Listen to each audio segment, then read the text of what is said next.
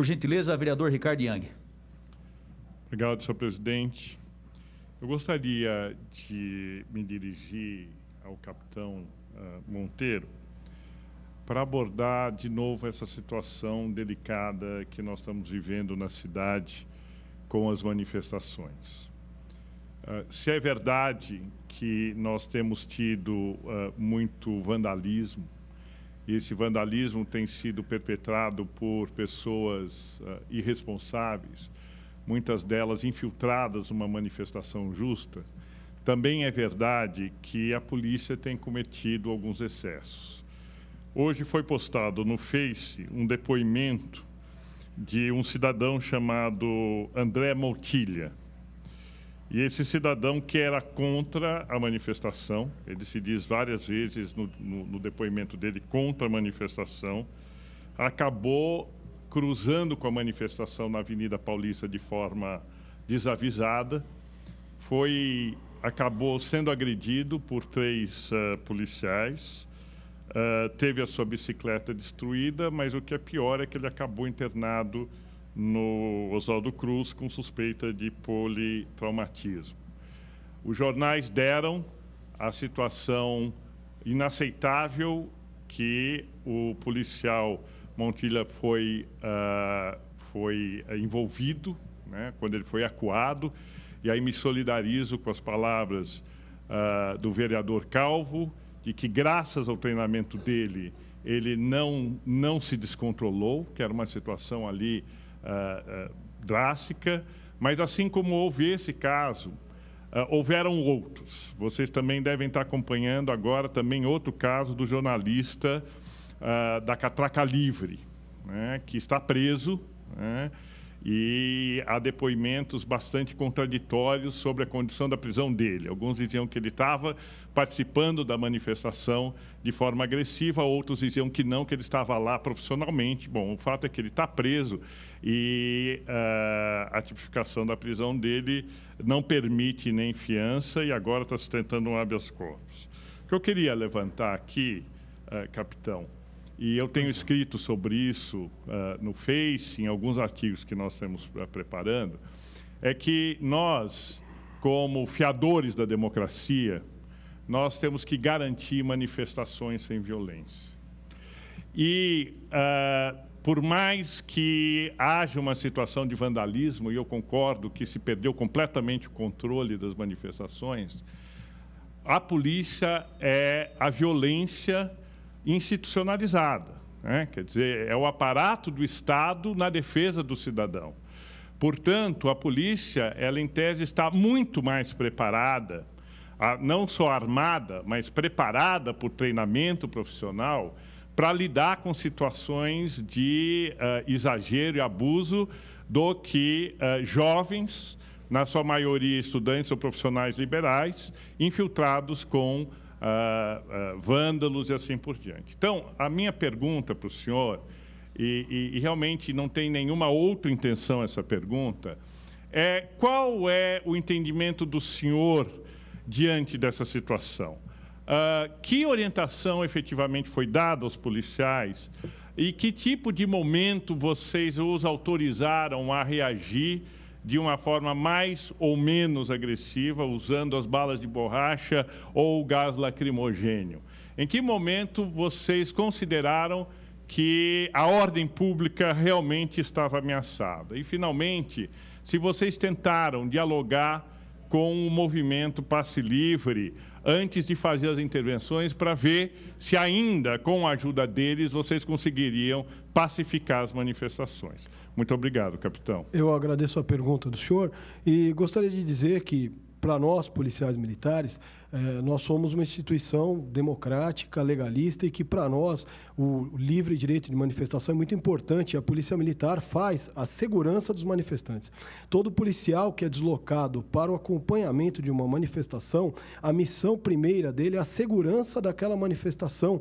E são inúmeras as manifestações que ocorrem diariamente na cidade de São Paulo, em que a Polícia Militar fornece segurança aos manifestantes.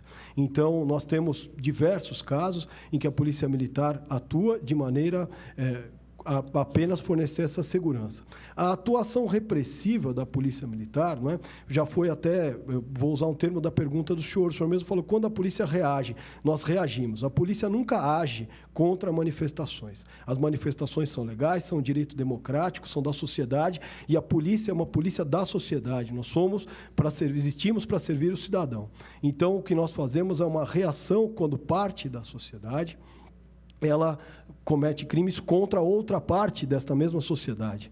O senhor bem colocou, quando manifestantes extrapolam o seu direito legítimo de expor as suas causas e passam a cometer crimes, podendo não só o crime de dano ao patrimônio, seja ele público ou privado, mas eles podem causar violência também não só a policiais, mas a transeuntes e a outras pessoas que estão saindo de suas casas, do trabalho, no metrô. A Polícia Militar garante a segurança da sociedade através do uso proporcional da força. Então, nós sempre fazemos uma reação àquilo que os manifestantes fazem. Não é? Casos como esse cidadão, André Montilha, como é que o senhor explicaria? Então, eu vou me colocar, eu só gostaria, antes de entrar nesse caso, até fazer uma colocação, que o senhor também perguntou se é feita uma negociação. Sempre é feita uma negociação com o movimento, até porque a negociação policial não tem a ver com o movimento ou o que ele está pleiteando. A negociação é em relação à forma pacífica e à convivência da manifestação com a sociedade, e a Polícia Militar garantindo, então, a manifestação à sociedade. Quando ocorre alguma quebra da ordem, não é? Ocorre, e aí a Polícia Militar é obrigada, por lei e por necessidade social, a reagir. Muitas vezes, até, eu tenho acompanhado pela imprensa, líderes do movimento colocam que mesmo eles não têm como controlar parte do movimento, não é? Eles não se responsabilizam porque dizem que as pessoas agem isoladamente. A Polícia Militar age de maneira hierarquizada e comandada. Então, todo policial que vai para uma ação dessa, ele vai orientado, treinado, e para garantir a segurança da sociedade.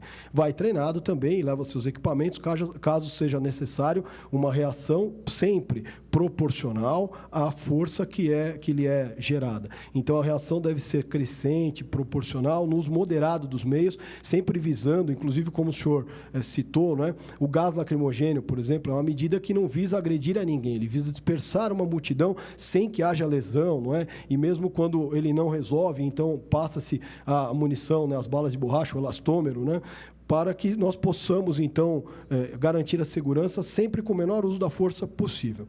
E os policiais são sempre orientados e comandados e fiscalizados. Agora, como em toda instituição, pode haver um caso isolado de um excedente da força policial, algum integrante da corporação pode haver se excedido, no caso, como o senhor citou, mas, nesses casos, eu acho que a Polícia Militar, nesse ponto, tem um comportamento exemplar no sentido da apuração dessa conduta.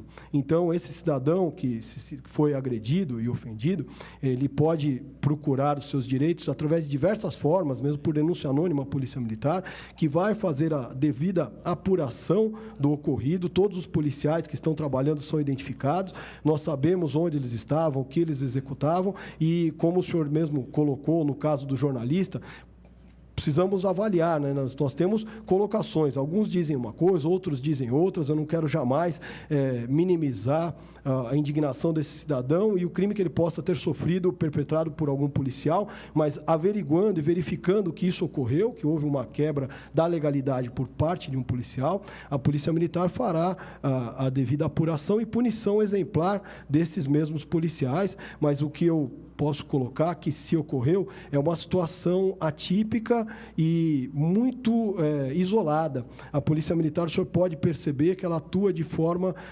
sempre legalista, de forma sempre a fornecer segurança à comunidade, e esse tipo de atitude que porventura exista, é uma ação de um indivíduo isolado que pode ter cometido de forma não institucionalizada e nunca apoiado pela corporação, muito ao contrário, uma ação administrativa, legal, que contrária àquilo que lhe foi determinado, treinado e ensinado. Ele aprende a ser não violento, a ser legalista, a garantir a segurança da comunidade, e entendo que fazer o uso estatal da força, que o senhor mesmo colocou, né, ele é o representante da força do Estado, em que em algum momento precisa ser usada, ele deve fazê-lo sempre, né, com a menor intensidade possível, no uso moderado desta força, progressivo e legal.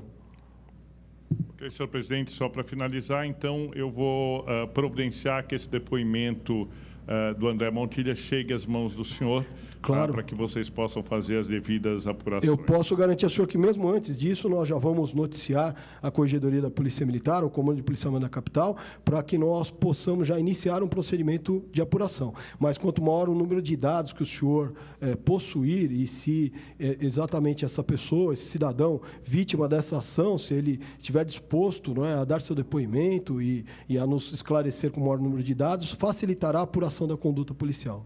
Muito obrigado. Muito Obrigado, senhor presidente. vereador Ricardo Yang. Vereador Coronel Camilo. Obrigado, presidente. Então, vamos lá. Eu gostaria até de começar por esse último caso, e aí eu primeiro parabenizo, viu, Debruce, mas já falamos mais sobre isso. Eu gostaria só de me dirigir um pouquinho ao nosso vereador Ricardo Yang, né, quem eu respeito muito e que eu acho que as posições são muito serenas, muito equilibradas, vereador. Mas só para fazer aí uma sugestão, né? Porque a Polícia Militar, o senhor falou que ela usa violência de maneira institucional. Então, só uma correção, ela não usa violência. A Polícia Militar tem o poder, como as polícias civis, como a Polícia Científica, de usar, que tem o poder da força, e tem o poder, inclusive, da força letal. Perdão, eu usei a palavra errada, não a violência, eu me referia à força, do Estado. Letal. Então, o senhor está corretíssimo na sua correção. Então, tá bom, muito obrigado. E nessa linha mesmo, né, até para que todos que estão nos assistindo saibam disso, a Polícia Militar tem 3 princípios. O capitão De Bruces aqui falou muito bem sobre esses princípios, exemplificando como isso acontece. Mas dentro das nossas escolas, das escolas da Polícia Militar, que eu tive o orgulho e o privilégio, né, de comandar por 3 anos, seguem 3 princípios fundamentais.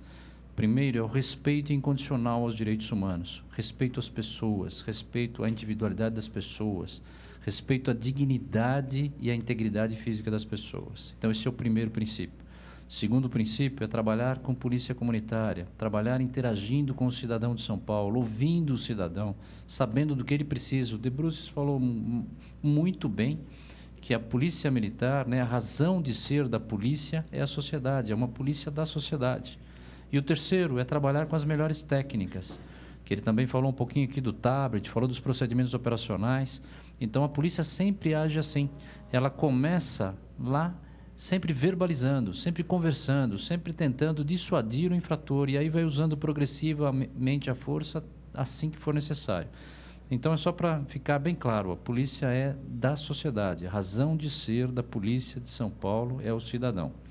Segundo, outra coisa que foi falado aí também, viu, De Bruces, que eu queria colocar, naquela lei quando você falou lá dos pancadões, e eu volto a falar aqui para todos, o papel do município, né, a importância do papel do município.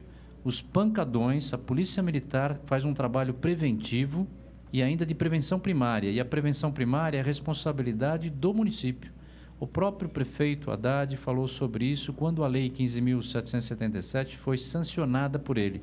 Uma lei aí de minha autoria, com o vereador Dalton Silvano e o então vereador senador Antônio Carlos Rodrigues, sobre o som alto em veículo.